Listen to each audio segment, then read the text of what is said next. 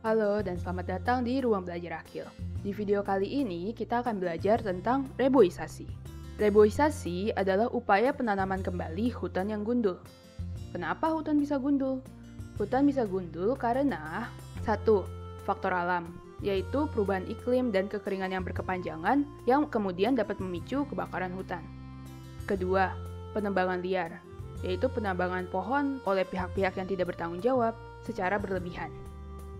Ketiga, pengalihan fungsi hutan. Yang ini adalah kejadian di mana lahan hutan diambil menjadi tempat perkebunan seperti perkebunan kelapa sawit atau sebagai tempat tinggal bagi penduduk sekitar. Nah, kemudian apa yang terjadi kalau hutan jadi gundul?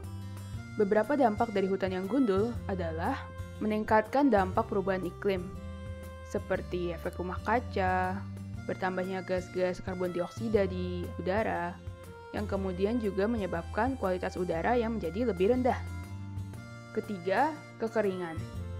Keempat, hilangnya keberagaman flora dan fauna di sekitar. Banyak flora dan fauna menggunakan pohon sebagai tempat tinggal atau tempat mendapat nutrisi, mendapat makanan. Sehingga dengan hilangnya pohon, flora dan fauna sekitar juga ikut menghilang. Dan terakhir, dapat meningkatkan seringnya terjadi bencana alam, seperti banjir dan tanah longsor. Nah, oleh karena itu, reboisasi perlu dilakukan untuk menghentikan dampak-dampak tersebut. Beberapa manfaat dari reboisasi adalah: 1. Akar pohon dapat menyerap dan menyimpan air. Hal ini akan kemudian mengurangi kekeringan yang terjadi. Kedua, menurunkan suhu di wilayah setempat. Ketiga, meningkatkan kualitas udara sekitar. Pohon dapat menghasilkan oksigen. Oleh karena itu, dia dapat meningkatkan kualitas udara di sekitar. Keempat, mengurangi efek perubahan iklim. Kelima, mencegah terjadinya bencana alam seperti tanah longsor dan banjir. Nah, tapi agar dapat mendapatkan manfaatnya secara maksimal, ada beberapa aturan yang perlu diperhatikan sebelum melakukan reboisasi, yaitu 10 aturan emas reboisasi menurut Royal Botanic Garden. Pertama, lindungi hutan yang ada terlebih dahulu. Melakukan reboisasi dapat membantu perubahan iklim. Namun efeknya membutuhkan waktu yang cukup lama untuk dapat benar-benar membantu.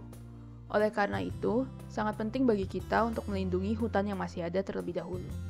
Terutama karena proses penggundulan hutan sendiri biasanya sudah sangat merusak alam. Kedua, libatkan masyarakat setempat. Masyarakat setempat memiliki berbagai pengetahuan yang dapat membantu proses reboisasi. Salah satu alasan umum mengapa proyek reboisasi gagal adalah karena proyek tersebut tidak melibatkan masyarakat setempat di dalamnya. Ketiga, maksimalkan pemulihan keanekaragaman hayati untuk memenuhi berbagai tujuan. Sebuah proyek reboisasi sebaiknya berusaha untuk mencapai beberapa tujuan.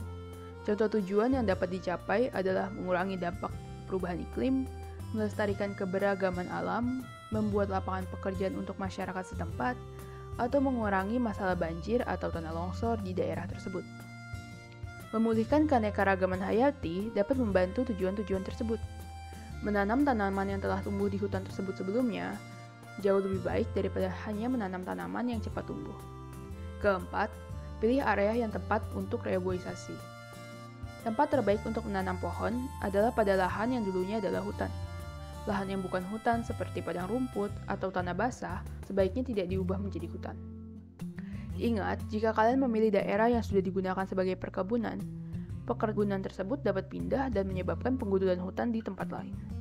Menghubungkan atau meluaskan daerah reboisasi ke hutan yang sudah ada dapat membantu hutan yang baru tumbuh secara alami dan memperluas daerah hutan yang telah ada, serta membantu keanekaragaman hayati. Kelima, pilih metode reboisasi alami sebisa mungkin. Metode reboisasi alami adalah reboisasi di mana hutan yang sudah gundul tumbuh dan berkembang kembali menjadi hutan secara natural. Metode ini bisa jadi jauh lebih murah dan lebih efektif daripada menanam pohon.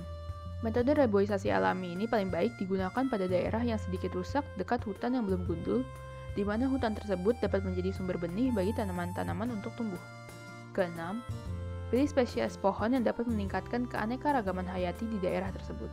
Ketika reboisasi alami tidak memungkinkan, memilih tanaman yang tepat untuk ditanam sangatlah penting. Tanaman yang ditanam sebaiknya memiliki spesies yang beragam, dengan sebanyak mungkin tanaman lokal, serta tanaman langka jika memungkinkan.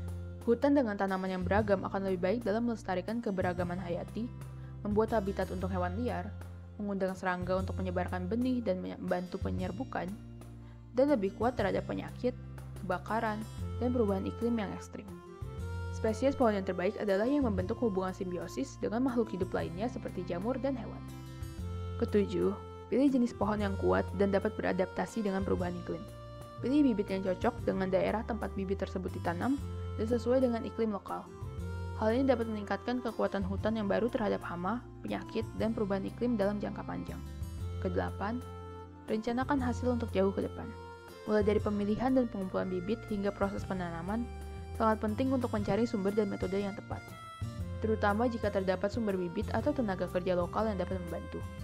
Keputusan dari mana bibit atau tanaman akan diambil, dari tempat seperti apa dan peraturan seperti apa yang perlu ditaati, sebaiknya diketahui jauh sebelum memulai proyek tersebut. 9. Belajar dengan melakukan. Sebelum memulai proyek reboisasi, lakukanlah percobaan dalam skala kecil untuk memastikan jenis pohon yang dipilih telah sesuai dan tingkat keefektifannya untuk reboisasi tersebut. 10. Gunakan hasil reboisasi untuk membuat berbagai sumber pendapatan untuk reboisasi selanjutnya. Lakukan reboisasi yang membutuhkan banyak biaya. Untuk memastikan keberlanjutan dan hasil dari proyek reboisasi, berbagai sumber penghasilan harus dibuat.